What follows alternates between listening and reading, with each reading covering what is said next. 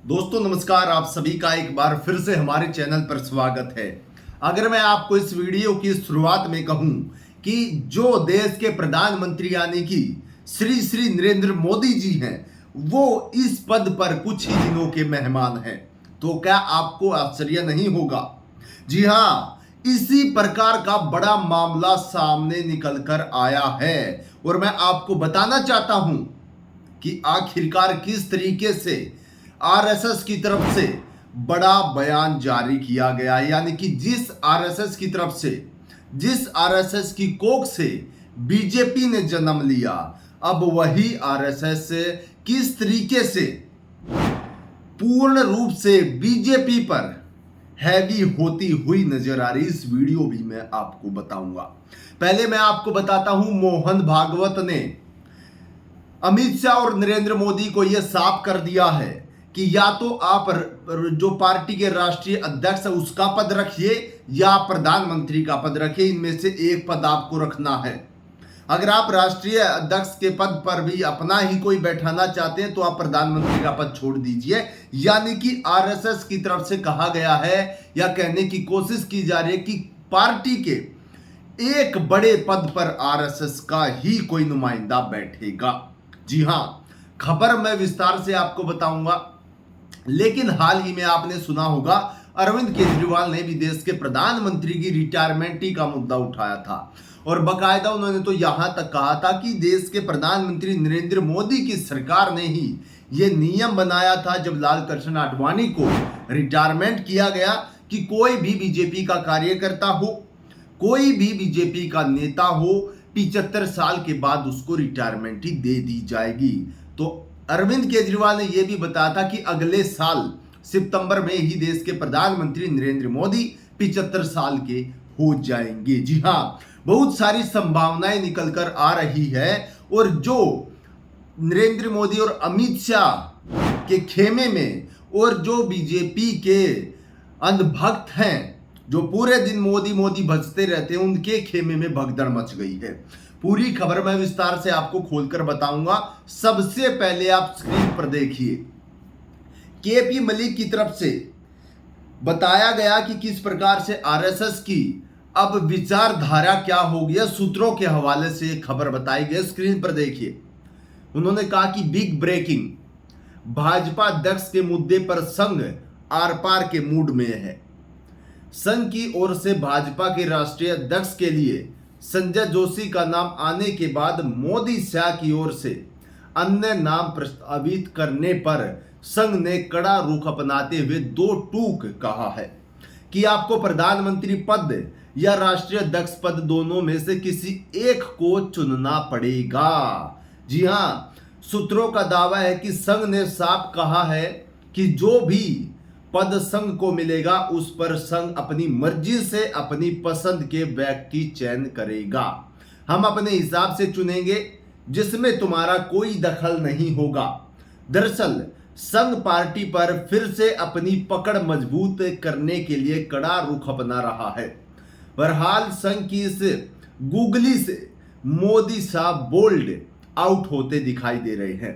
अब देखना होगा मोदी शाह का नया दांव और संघ का अगला कदम क्या होगा। जी हां, Twitter handle user KP Singh की तरफ से यह बड़ा बयान जो आरएसएस की तरफ से आया है वो बताया गया है। हालांकि उन्होंने ये कहा कि सूत्रों के हवाले से यह बड़ी खबर पता चली है कि आरएसएस ने यह बड़ा मुद्दा सामने लाकर बीजेपी के सामने रख दिया है कि या तो आप राष्ट्रीय जो पार्टी अध्यक्ष है, जो हाल फिलहाल की अगर बात करें जेपी नड्डा है, या तो वो, या आप प्रधानमंत्री का जो पद जिस पर नरेंद्र मोदी जी विराजमान हैं, इनमें से एक पद आप रखिए।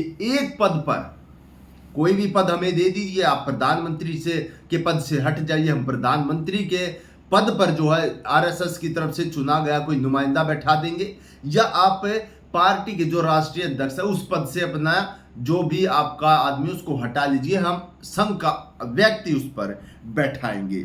और ये चीज कहीं ना कहीं मोदी को और शाह को बिल्कुल भी ठीक नहीं लग रही है और आरएसएस की तरफ से ऐसी गूगली फेंक दी गई है जिसमें ना तो मोदी बचेंगे और ना शाह। दोनों के बोल्ड होने के चांसेस बहुत ज्यादा हैं, क्योंकि पिछले कुछ दिनों से अगर देखा जाए तो तमाम खबरें निकल कर आ रही थी कि आरएसएस और बीजेपी में बहुत सारी अनबन चल रही हैं। लेकिन अगर हम इस खबर की बात करें तो हम आपको बताना चाहते हैं कि बीजेपी और आरएसएस के बीच बहुत कुछ खराब ही नहीं साथियों, सब कुछ खराब चल रहा है। जी हां, जिस तरीके की संघ अपनी पार्टी पर वापिस पकड़ बनाने जा रहा, बीजेपी पर वापिस पकड़ बनाने के लिए बड़ा फैसला कहीं ना कहीं लिया गया, जो सूत्रों के हवाले से बड़ी खबर सामने आ रही है कि संघ ने यह कह दिया कि आप एक पद चुन लीजिए, दोनों पद आपको नहीं दिए जाएंगे,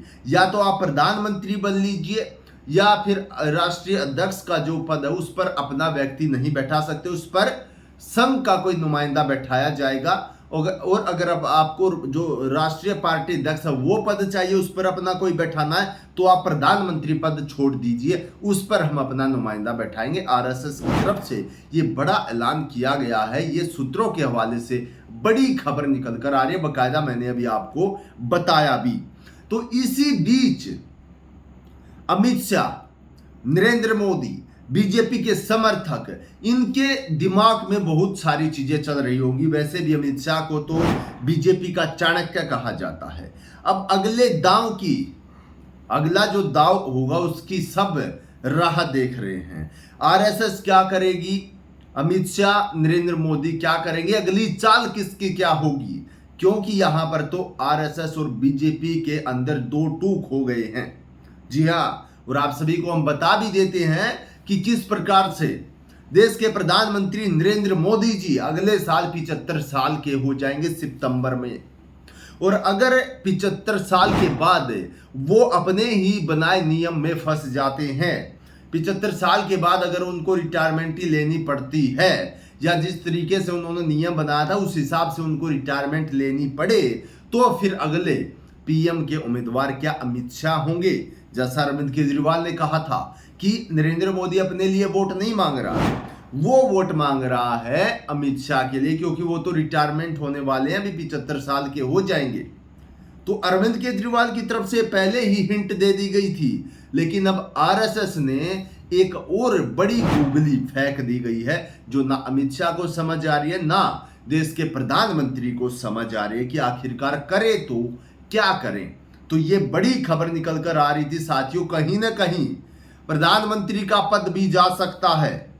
जी हाँ, इस खबर को हल्के में मत लेना और इस वीडियो को ज्यादा से ज्यादा शेयर कर देना अपने दोस्तों के साथ, ताकि पता चले कि आखिरकार नई खबर क्या आई है, क्या चल रहा है आरएसएस और बीजेपी के बीच, अंदरूनी जो कुछ कलेश है वो क्या चल रहा है।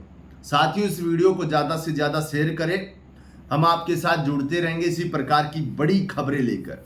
आज की वीडियो में इतना ही। सभी साथियों को नमस्कार, जय हिंद।